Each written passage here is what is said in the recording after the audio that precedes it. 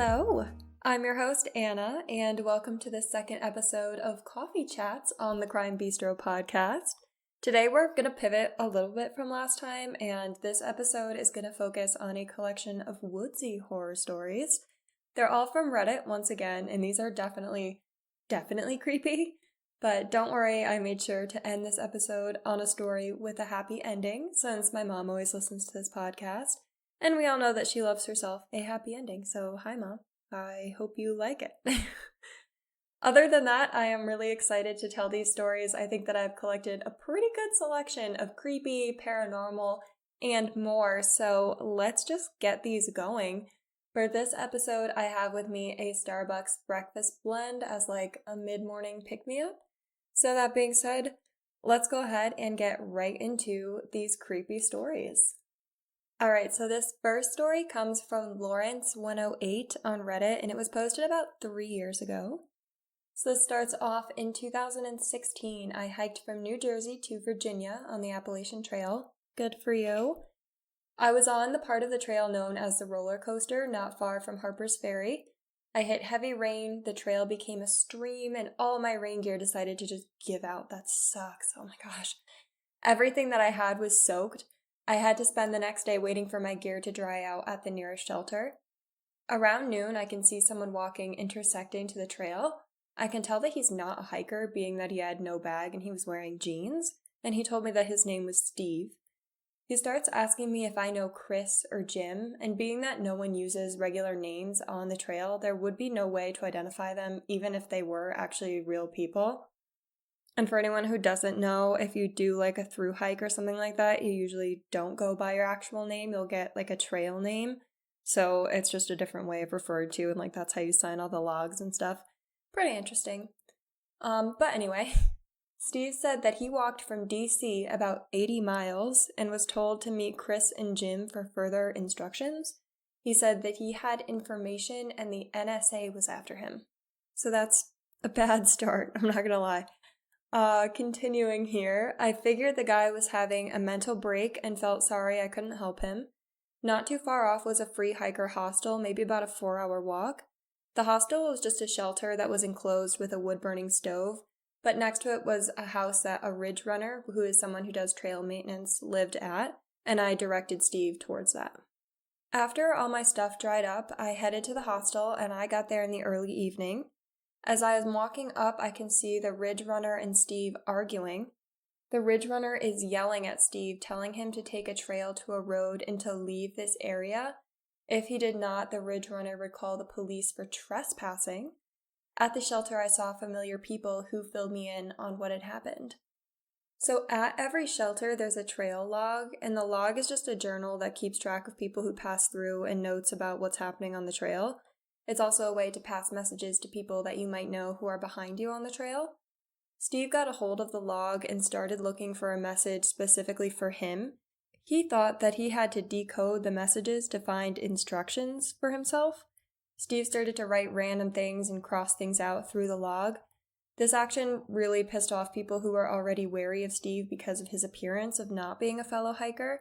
Steve had also argued with a few people before this and had made a fire to burn some paper that he was carrying, so they notified the ridge runner about his behavior. People were pretty upset about Steve, so I never told them that I had run into him previously. I never saw Steve again, and I still think that he was a person with mental issues just having an episode. However, I do imagine the scenario where he was telling the truth and what his story was. Okay, so we are off to a strong start here. Usually when I think of through hiking, like being dangerous, I'm thinking of like animals and weather, and like he had described like rain kind of getting all of his equipment wet and not usable anymore. This is usually not something that you consider like running into somebody who might be having some sort of mental break. Obviously that's really scary. I hope that Steve is okay. I'm glad that everyone else ended up being okay, and I honestly don't really know what happened here. Like, that's kind of all I have to say about it. I don't know. Let's go ahead and move on. So this next story comes from, the username is all one word. My cat's name is Dennis, and this one was posted about 5 years ago. I did choose it because of the username, just so that we're all clear about that one. Alright, so this happened to me a few years ago. I used to go to school at the University of California, Santa Cruz. I'm a runner and the campus is in a beautiful redwood forest, so I would run on the trails. One day I left a little later than usual on a run through one of the more isolated trails, so here's where it gets weird. And before we get really into this story, I just want to say I know what you're all thinking. Oh my gosh, I can't believe that this person was out there running by herself in the woods. That's so sketchy. I do want to say that if I lived right next to a redwood forest, I can't even imagine how peaceful and just like cathartic it is to run through an area like that by yourself. Obviously, you hope that nothing bad happens, but I get it. As a runner myself, I get it. But let's continue. I was about 15 minutes running deep into the woods and still hadn't seen anyone else around. Suddenly, up ahead, I saw what appeared to be a homeless man in ragged clothing walking on the trail. Now, he was walking further into the woods, and this path went very, very far, and the sun was setting at this point. AKA, this man was probably going to be spending the night in the woods. I wanted to reach my usual running checkpoint before turning back, so I decided to keep my distance and just run by him. As soon as I passed, the man called out to me, quote, "What came first, light or sound?" In my head, I was like, what the heck, this guy's nuts. But I decided to humor him and yelled out light without looking back. He said, "Well, I think it's sound, but who knows," and started mumbling to himself, so I just continued on. I reached my goal checkpoint and I started to head back. It was really dark now, and I was kind of feeling sketched out that I would have to pass this guy again to get back. He did seem kind of crazy and potentially dangerous, but I didn't really have a choice. I got past the point where I first passed him, but he was nowhere to be seen. Thank God. There weren't any other branches off of the trail, and if he had headed back, I probably would have seen him by then, so he must have just gone off the trail. But suddenly, a girl from up on a hill screamed at me for me to stop. I stopped and I looked up on the hill, but it was way too dark to see anything. I was really freaked out, obviously. Oh my goodness. I called out to ask if she was all right and eventually saw her climbing down. The hill was really steep, so she had to put in a lot of effort to get up there and away from whatever was after her. She said that she had been out on a run when a scary homeless guy started harassing her, and then he chased her up the hill, but she had no idea where he had gone. She was going to spend the night there until I came along because she was too scared to go back down. At that point, we both wanted to just get the hell out of there, so who knew if this creepy man was lurking around and watching us from the dark. We ran back together and we made it to the road, so she thanked me and we just parted ways, just like that. Never ran back on that trail again, probably a good thing. Santa Cruz can be a pretty weird place. I have heard legends of students flunking out of school there and then just living in the forest, so maybe this guy was a student from years past. Okay, now that is bizarre. That's really scary. And what a coincidence, but I mean, I guess in a good way that there were two of them out there so that they could walk by together and just at least feel safe in each other's company. But yeah, wow, that's scary. And I'm really glad that nothing worse happened there because obviously this could have gone really, really badly really quick. Alright, so this next one is a little bit eerier. There's no people involved, but it's still really creepy and outdoorsy. So this one comes from, I'm just going to spell it, Pukekelogs. I have no idea. But it was only posted about 8 months ago, so that's interesting. This happened many years ago when I was about 16 years old. I live in New Zealand, an international story, that's pretty cool. And my family and I went camping in the summer every year when I was growing up. This one year we went to a beach campground at the end of a peninsula. There's a campground at one end of the beach and a headland at the other end with an old pa site. A pa is a terraced fortified Maori village built up on a hill, and that was on top of the headland. It's pretty wild and remote there, and mostly people stay at the camp end of the beach, which is fairly long. One of my favorite things to do was to go for a long walk by myself each afternoon, and this one day I decided to go exploring around the headland and see what was on the other side. It was a fairly easy scramble around the rocks with just a couple of tricky bits, and I had done the first part before, but this particular day I went way further and found myself on a little beach with rocks at either end, and it was absolutely deserted. At this point, it was getting a little bit late in the afternoon, and I was aware that the tide had turned and was coming back in, so I needed to turn around and start back or I would get stuck on the rocks. So I just walked to the end of this little beach and I stopped for a minute to look out at the ocean. It was super quiet and all I could hear was the surf and the wind. I got this sudden sensation of someone standing behind me, so I turned around, but I didn't see anybody. The top of the bluff was way above me, but I could see the paw site, and I suddenly got this really, really bad feeling, like I was trespassing and like I shouldn't be there. I looked back out to sea, and then I really felt like someone was right behind me. I suddenly had goosebumps all over, and I remember I started turning around and around, trying to see if there was anyone there. By this time, my heart was hammering, and I was actually scared, so I hopped it back out of there the way that I had come. I got to about halfway along the little beach, and I felt the strangest sensation that I have ever felt in my life, like something had pushed me. Not hard, but as if there was a pressure between my shoulder blades, like someone was just keeping me moving in the direction that they wanted me to go. I was in a cold sweat and shaking by that time, and I actually said out loud, quote, I'm going. Once I'd climbed back up the rocks on the way back, everything went back to normal, and I felt myself calming down again, but it was honestly the weirdest thing that has ever happened to me. The funny thing was, when I got back to our campsite, there was a ranger there having a chat with my dad. Dad asked where I'd walk to, and I told him. The ranger kind of looked at me sideways, and he said, You're brave. And I think I said something like, It's really creepy around the headland on that little beach. And he kind of chuckled at this and said, Yes, it certainly is. And then we both just kind of exchanged this knowing look, and in that moment I knew that he knew exactly what I had felt. I'm not a super spiritual person, but I am never, ever setting foot on that beach again. Okay, I absolutely love stories like this. It's mostly harmless, obviously in the moment, like really scary, but it's just really eerie and like weird. I would love to know a little bit more about the history of this headland and about the paw that this person is describing. I've never heard that before, but it sounds really interesting, and I wonder if they ever looked it up. There wasn't any updates on this one, but I would love to know, so if you're out there. So let's go on to the next story here. This one is odd.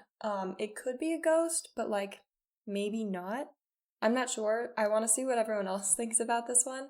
This story comes from One Life After Coma, all one word, and it was posted about 8 months ago. So here it goes.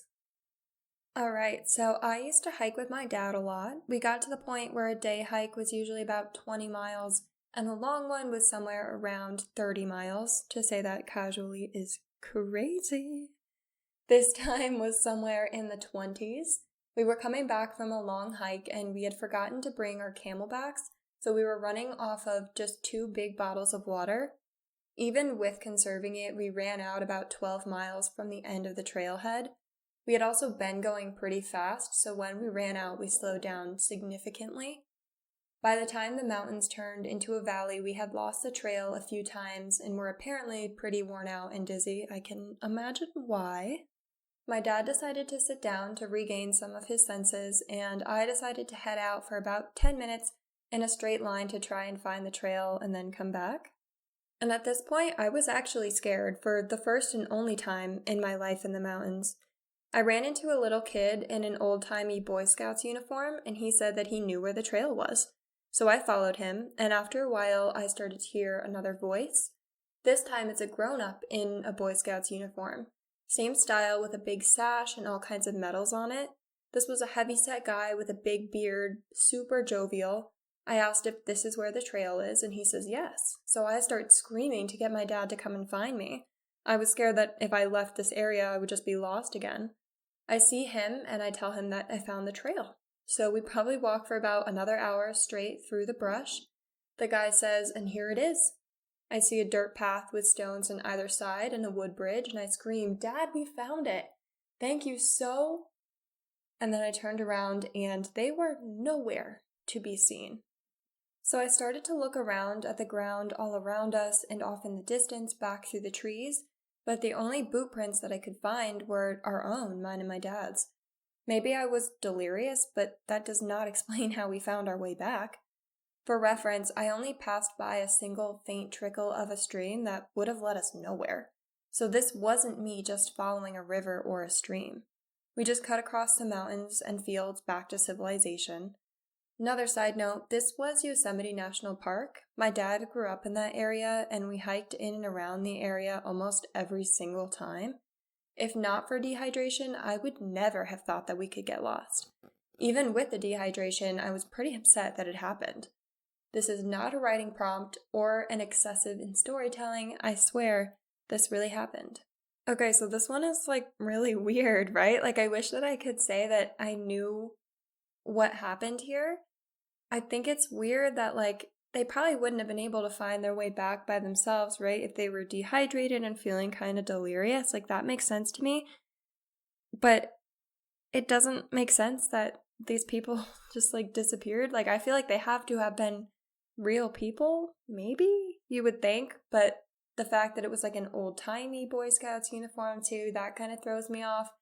So honestly, I really don't know what to think, and I really want to hear someone else's opinion on this one because this is really, really strange to me.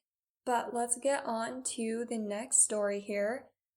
This one is really dramatic, so all of the warnings in advance. It's not graphic, but it's just kind of really, really scary, to me at least.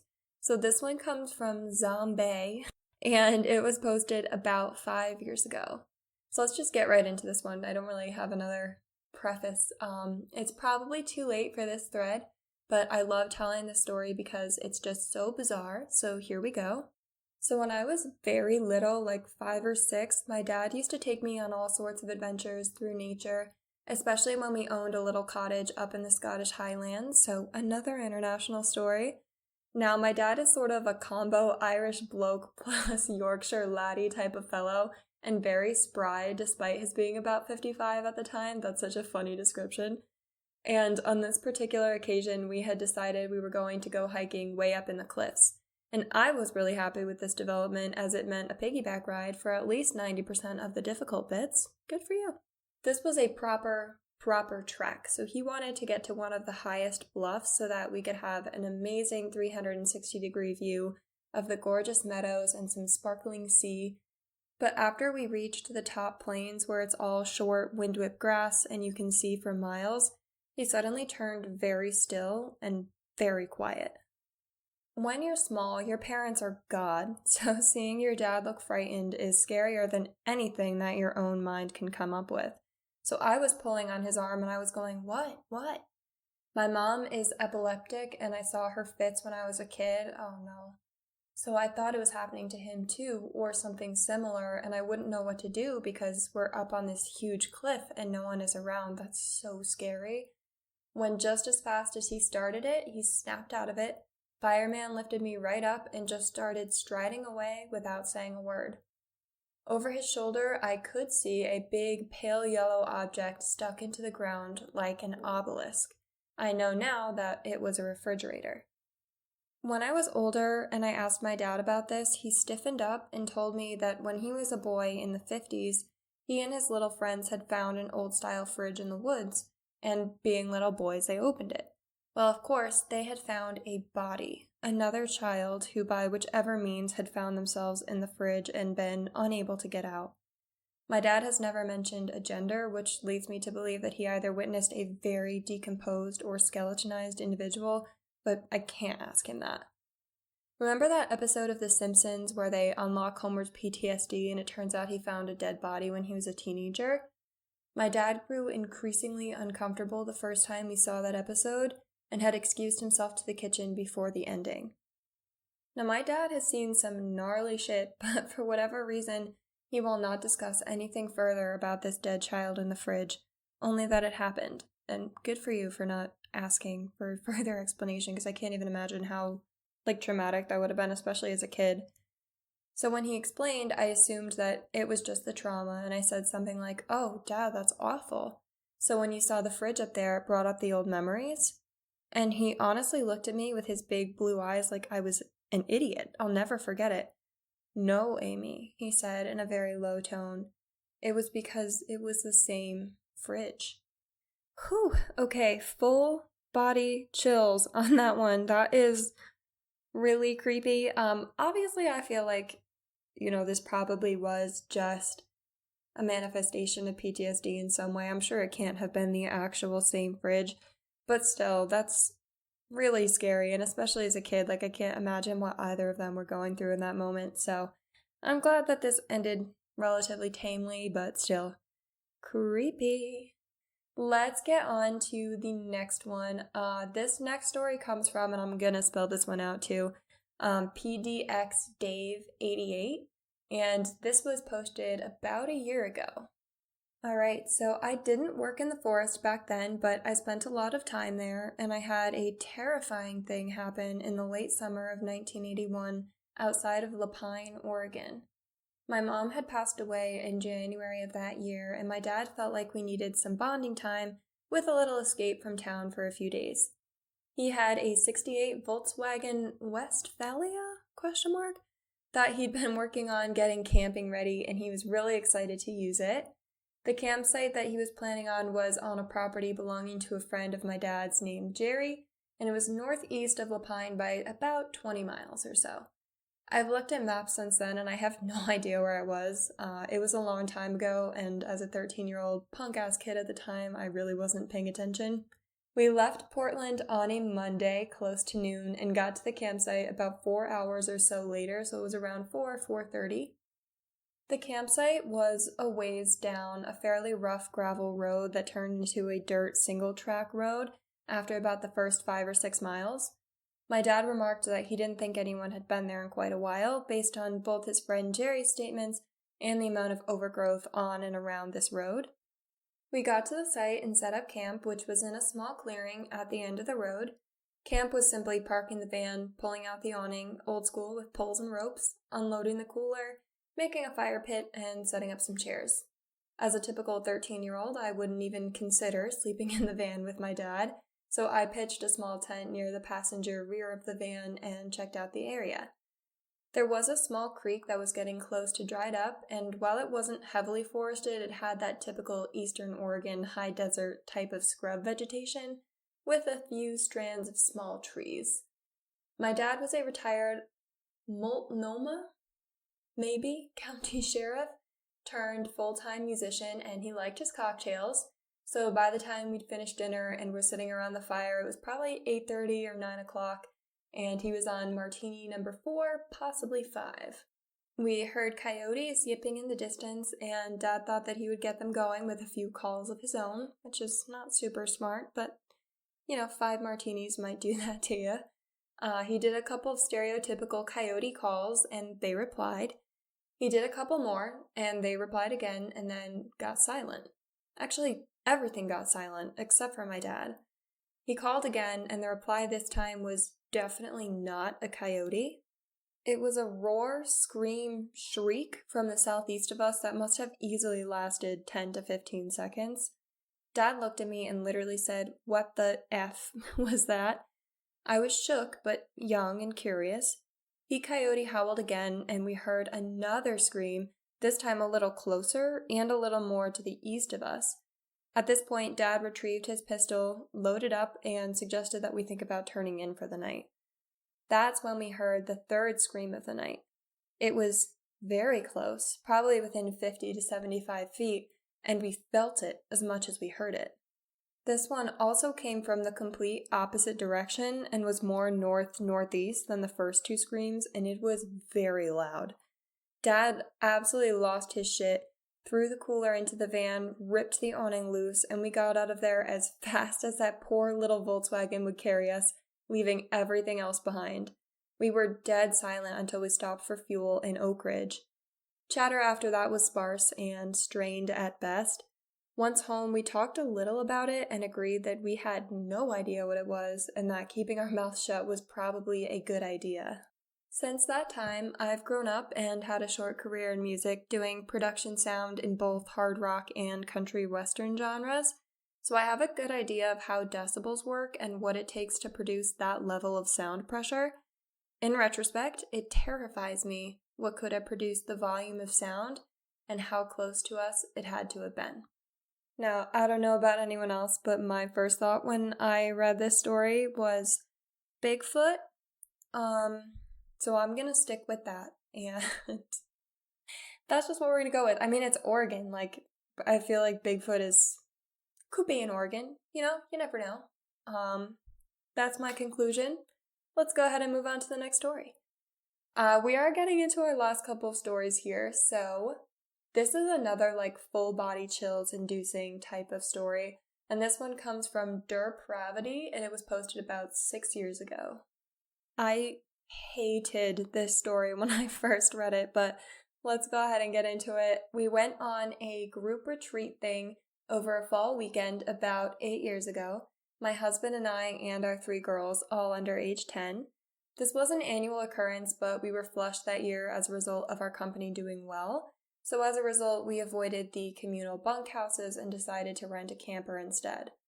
The RV rental place explained that it would cost the same for 3 nights as it was for 2, so we decided that we would just return the camper on Monday, despite the retreat being over earlier on Sunday. So the weekend itself went great. It was super hot, and we were really happy to have AC. We didn't notice it at the time, different people being in and out all day, not staying in the RV much over the weekend because of activities, but the previous renters hadn't bothered to clear out the septic lines in the camper. Ew. So by 6 on Sunday evening, it stunk horribly and was backing up into the toilet. My husband was anxious about the rental company blaming us for it, so he decided to go to the Walmart in the neighboring town for some Drano. Mind you, this particular location, while open all year, is rarely occupied outside of retreats. I'll confess that we haven't been back since this occasion, so the details of why don't really come to mind. But as I recall, it was privately owned by a church in the area, and they used it mostly for their own purposes and events. So my husband leaves around 8:30 p.m. for Walmart, and it's an hour-plus round trip thanks to the rural area and skinny back roads. I start straightening up the camper, packing our belongings, and getting the kids settled in. He'd been gone about 40 minutes when I had finally gotten everything squared away and delivered the last glass of water to an overexcited child who'd been on the move all day and was having trouble relaxing. I curled up in the bed to read and wait for my husband to get back just in case he needed some help. The lights had been out for about 20 minutes when I started hearing a clicking sound coming from the window behind the bed. I stilled instantly and ran through a self-reassuring checklist. It's the trees scraping on the glass. It's nature, a sound in the environment nearby. Or an axe murderer. That was an option too. That's where my head would go first, honestly. So I got up and walked really slowly into the kitchen. The noise followed me. As I was climbing up into the loft area over the trash can, I heard the door handle rattle and then another scraping sound. I'd gotten a knife as I passed through the kitchen, which I was sweaty clutching as I huddled down on the edge of the bed in the loft, guarding my children. I eyed the cabin, making sure every access point was locked, and hoped that whoever it was, and it was definitely a whoever at this point, would just go away. I leaned left and right, trying to get signal on my cell to call camp security or my husband or anyone, but it just wouldn't dial, so I waited, panicking. It was about 5 minutes of torture later that I saw headlights through the portholes on the side, coming along the winding road to the RV sites, and my husband entered the cabin, looking at me really weird. He scoffed at me for being a city girl and told me that people didn't break out of prison and attack women and children in random rural campgrounds. I expressed that I'd heard the door rattling and that it wasn't just a coincidence of nature, but he still just brushed it off. We passed the test of the night without incident, though. I was too on edge to sleep. The next morning, we drove into town to return the RV. On the once-over demanded by the rental agreement, the manager came around to my husband and asked if he knew what had happened to the rear window. It seems that someone had used a switchblade or some similar item to remove the gasket from around the window where the back bedroom was. You guessed it, where I had been reading the night before. There were gashes in the paint that were consistent with knife marks, and the gasket had been sliced off. The window lock itself was also damaged, so it seems that whoever had done this had also tried inserting the knife into the door's lock and between the jamb and the lock in another attempt to gain entry. Fortunately, they didn't get in, and we were not charged for the damage to the RV. Needless to say, I never consented to a solo camping trip again, and always go in larger groups now. Safety in numbers and all that, but it still makes the hair on my neck stand up.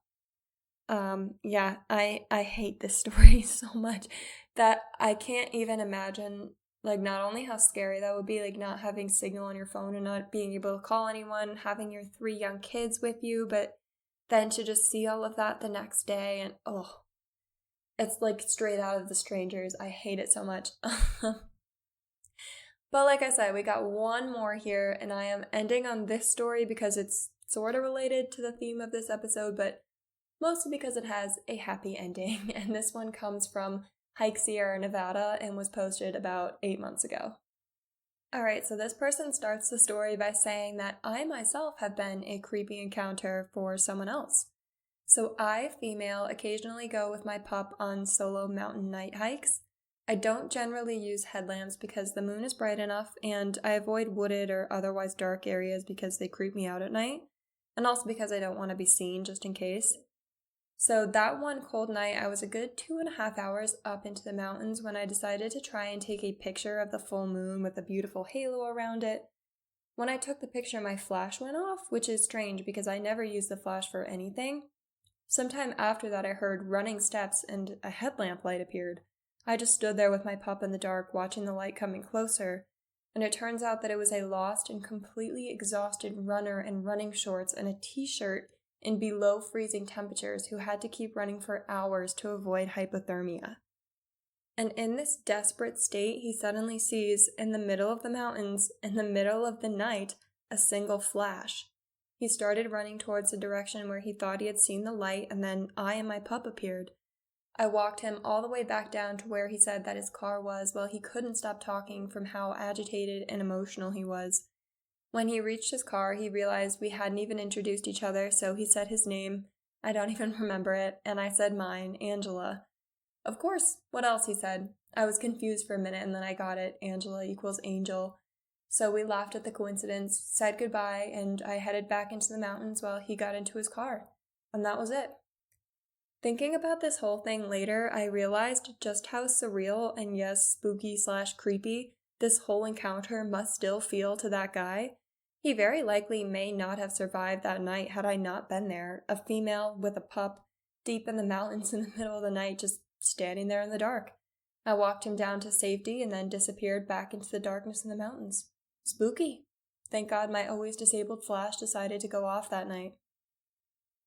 Okay, so stark contrast to that last story because I actually love this one, and I am never, ever an advocate for hiking by yourself, especially in the middle of the night, but I actually think that this story might be the one exception to that. I can't even begin to imagine like the number of coincidences and the number of things that had to take place in order for these two people to meet in the middle of the woods, and how crazy is that? Like, how does that even happen? That's just so bizarre. And I can't imagine, like, what that runner must have been thinking driving home after this whole experience. It's just so crazy that these things happen and they play out the way that they do. So I'm glad she was there. Again, probably don't go hiking by yourself. But this really is just the one case where I'm like, yeah, hike by yourself in the middle of the night. It's a good idea. I don't know. I just love that story, honestly, and I think that it's a really great way to end off a series of stories that are a little bit creepier. But yeah, that's pretty much it for today. So, if you made it this far, thank you for listening to this week's episode of the Crime Bistro podcast and to the second edition of this new Coffee Chat series. Be sure to visit the podcast at crimebistro.com for the entire catalog of episodes, including last week's on the Solved Lady of the Dunes case and the first Coffee Chat series episode, which was Roommate Horror Stories. If you have a comment or a story of your own that you would like to share, you can contact me through the website, on Instagram, on YouTube, or on TikTok, and you'll also see some behind the scenes and additional content throughout the week there. But with that, this episode is coming to a close, so thank you again for being here, and as always, until next time.